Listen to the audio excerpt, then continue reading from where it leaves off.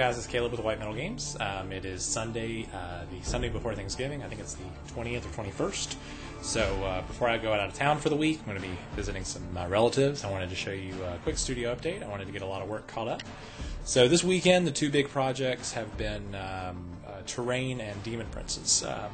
So let's just dive right into it, and that way we'll go ahead and just jump right in on there.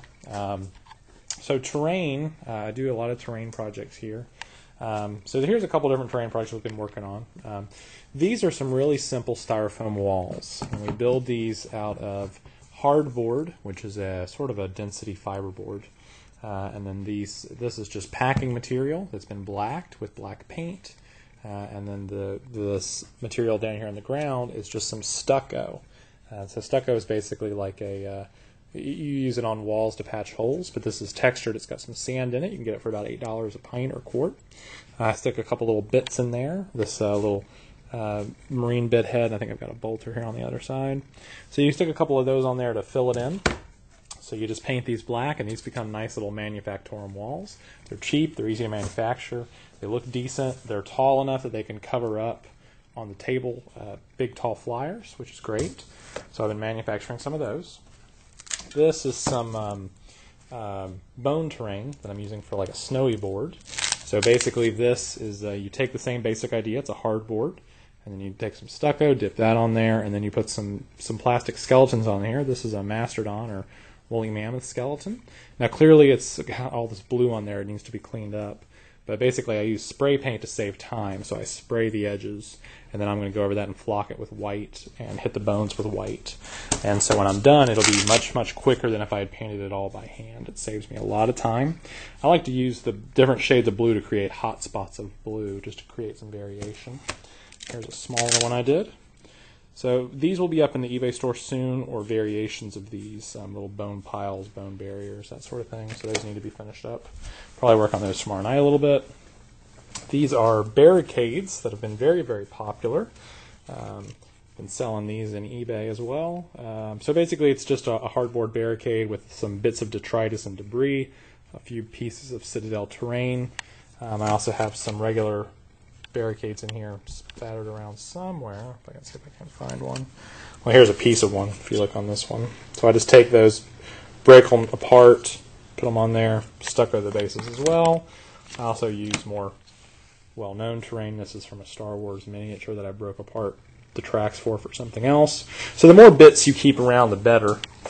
I like to use just junk, whatever I can find, and I literally keep it in a box full of junk. And then that way when I'm building terrain, I can just sprinkle it around and just make it look like piles of debris. You could paint this up brown, red, whatever you wanted, whatever was working for you.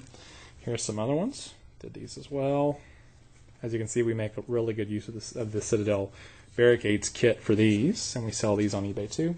So this allows you to just sort of throw around some scattered terrain very, very quickly and easily without having to build up full walls.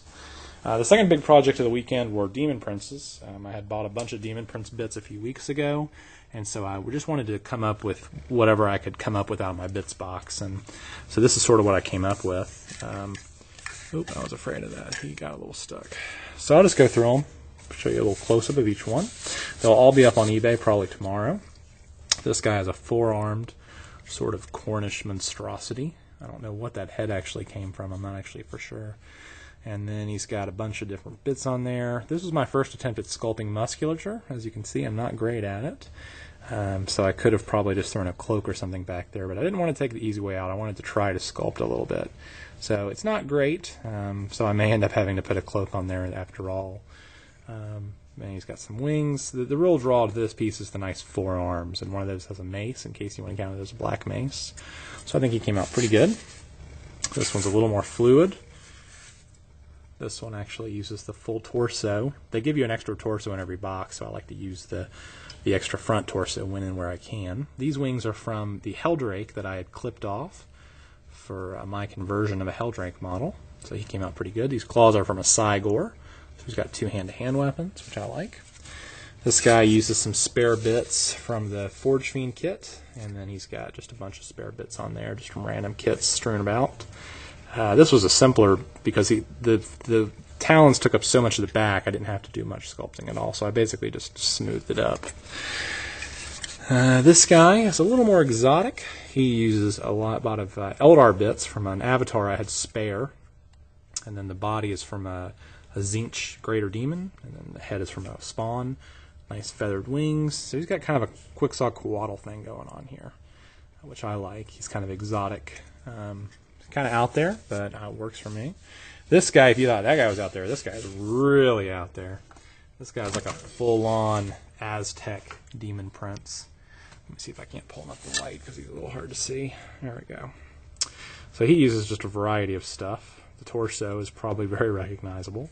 Lower legs are demon prince legs. Then the belt and the lower tabards are from another kit. The wings, of course, are from a Helldrank kit. These feathers are from a feathered wing from Citadel that I clipped up, which made a nice little headdress. He's holding on to this pewter lizardman plaque. Looks kind of like a spell book or something. He's got this nice staff. So I think he actually came out really cool. He's kind of deluxe. He's a little bit of hodgepodge right now color-wise. Once you prime him, he's going to look fine. So, and I pulled all that out of basically the equivalent of 3 Demon Prince boxes. And so you get all those extra bits, and you can really do some fun stuff with them if you just experiment. I like Demon Princes because they give me a chance to really mess around and just play with different things as I see fit. So I guess that's about all I can show you right now. We did get a new heater in the workshop, which is nice. When this thing, that's the light. This allows me to work even in the cold, in the winter. So that's helpful because it is getting chilly. We're working on a little bit of Planet Strike terrain. You can see here, they've been greened. We got to do the detail work. There's going to be about 3 bastions and bunkers there when we're done. So that'll be up here in the next couple days. And I'm starting on to design a new head for Mjolnir, the Emperor Titan.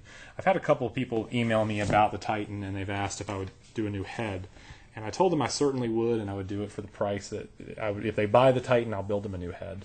But I figured it might help along if I started on a new head first. So I started on one.